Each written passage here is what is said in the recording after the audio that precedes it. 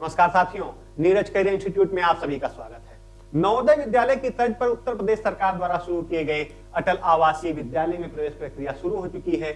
आइए जानते हैं कौन से बच्चे इन विद्यालय में प्रवेश के लिए पात्र होंगे, उनकी योग्यता क्या होगी, आयु सीमा क्या होगी, प्रवेश परीक्षा का पैटर्न क्या होगा और साथ साथ ये भी जानेंगे कि अटल आवासीय विद्यालयों की विशेषताएं क्या है। आइए देखते हैं। अटल आवासीय विद्यालय में शैक्षणिक सत्र 2025-26 के लिए कक्षा 6 और कक्षा 9 में प्रवेश के लिए आवेदन प्रक्रिया शुरू कर दी गई है। इसके तहत सभी पंजीकृत श्रमिक अपने परिवार के अधिकतम 2 बच्चों का दाखिला इस विद्यालय में निःशुल्क करवा सकते हैं। पंजीकृत श्रमिक से आशय श्रम विभाग में पंजीकृत श्रमिकों से है कि वे अपने बच्चों को निःशुल्क शिक्षा देने के लिए सरकार द्वारा मंडल स्तर पर शुरू किए गए अटल आवासीय विद्यालयों में उनका एडमिशन करा सकते हैं।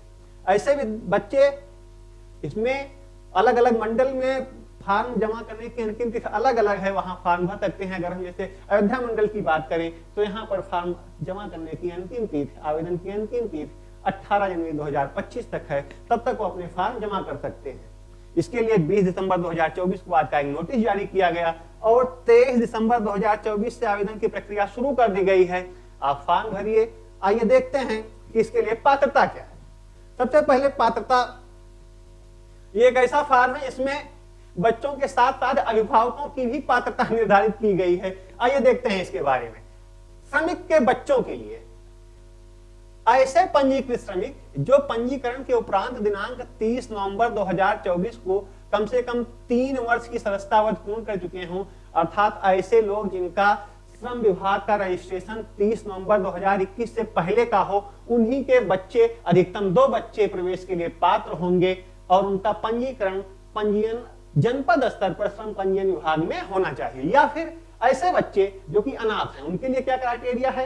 अनाथ बच्चे जो कोविड महामारी में अनाथ हुए हैं, अर्थात जिनके माता पिता कोविड में, कोरोना काल के दौरान जिनकी मृत्यु हुई है, वे बच्चे इसके पात्र होंगे। और वह बच्चे महिला एवं बाल विकास कल्याण विभाग में पंजीकृत हों या फिर मुख्यमंत्री बाल सेवा योजना हेतु पात्र हों, ये दोनों उनके पास होना चाहिए। या तो वे महिला एवं बाल विकास विभाग, कल्याण विभाग में पंजीकृत हों अथवा मुख्यमंत्री बाल सेवा योजना हेतु वो पात्र हों, वो इसमें शामिल हो सकते हैं। आइए देखते हैं इसके लिए आयु सीमा क्या है। आयु सीमा कक्षा 6 और कक्षा 9 के लिए अलग अलग है।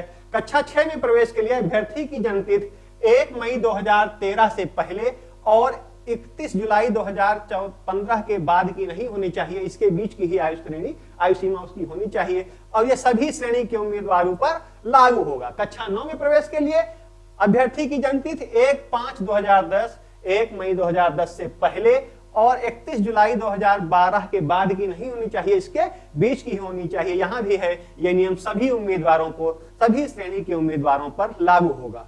कक्षा 6 और कक्षा 9 में प्रवेश के लिए अभ्यर्थी को कक्षा 5 तथा कक्षा 8 में अध्ययनरत होना चाहिए या वो परीक्षा ये पास कर चुका हो। सीटों की बात करें तो कक्षा 6 में प्रवेश के लिए मंडल स्तर पर बने विद्यालयों में कुल सीटों की संख्या 140 है। कक्षा 9 में भी 140 है। कक्षा 6 में 140 सीटों में 70 सीटें बालकों के लिए और 70 सीटें बालिकाओं के लिए आरक्षित हैं। अगर हम 70 सीटों को बांटें तो इनमें 35 सीटें सामान्य वर्ग के लिए, अन्य पिछड़ा वर्ग के लिए 19 सीटें, अनुसूचित जाति के लिए 15 सीटें और अनुसूचित जनजाति के लिए 1 सीट। जैसे ही ये बालक बालिका कक्षा 6 के लिए भी और कक्षा 9 के लिए भी इसी तरीके से रिजर्वेशन लागू किया गया है इसमें। आइए आगे जानते हैं। अब प्रवेश के लिए कौन कौन से दस्तावेज चाहिए।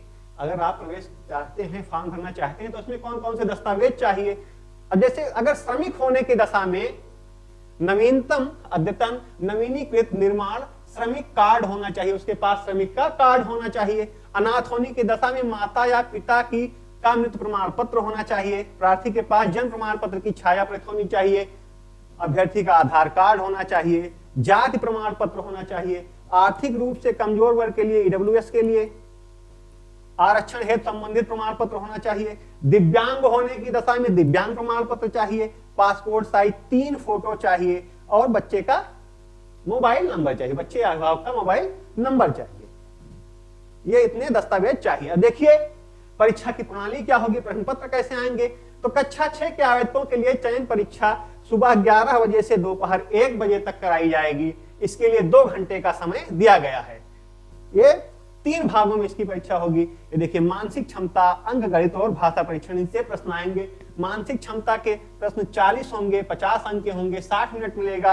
अंक गणित के 20 प्रश्न होंगे, 25 अंक के होंगे, इनके लिए 30 मिनट मिलेगा। और भाषा परीक्षण के भी 20 प्रश्न होंगे, 25 अंकों के ही होंगे, इसके लिए 30 मिनट मिलेगा। इस तरीके से कुल प्रश्नों की संख्या 80 होगी, जो 100 अंक के होंगे, और इसके लिए 2 घंटे मिलेगा। वहीं अगर जूनियर में कक्षा 9 के प्रवेश के लिए बात करें तो इसके लिए 40 मिनट अलग से दिया गया है।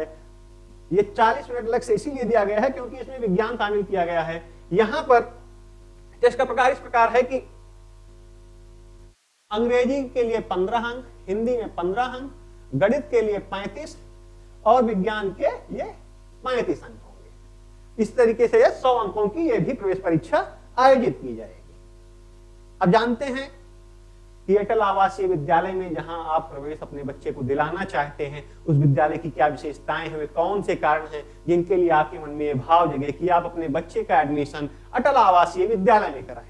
अटल आवासीय विद्यालय की विशेषताएं: अटल आवासीय विद्यालय में सभी आधुनिक सुविधाओं युक्त शिक्षक व्यवस्था दी जाती है। इस विद्यालय में शिक्षा का पाठ्यक्रम CBSE बोर्ड द्वारा अंग्रेजी माध्यम से नवोदय विद्यालय की भांति किया जाता है।